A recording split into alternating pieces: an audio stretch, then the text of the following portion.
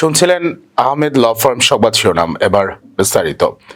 যুক্তরাষ্ট্রে ৬% বেশি মর্টগেজ সুদের হার নতুন শর্ট টার্ম রেন্টাল ব্যবসা বিনিয়োগের গতি কমিয়ে দিয়েছে।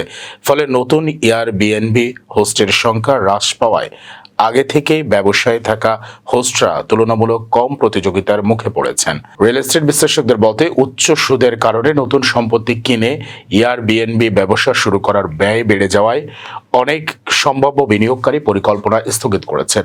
অন্যদিকে কম সুদের সময়ে মর্টগেজ নেওয়া বিদ্যমান মালিকরা তুলনামূলক কম খরচে ব্যবসা পরিচালনা করতে পারছেন।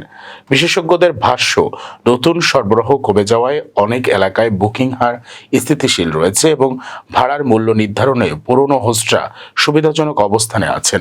তবে পর্যটকের চাহিদায়, স্থানীয় অর্থনীতি এবং বিভিন্ন শহরের নীতিমালার কারণে বাজার পরিস্থিতি অঞ্চল ভেদে ভিন্ন হতে পারে।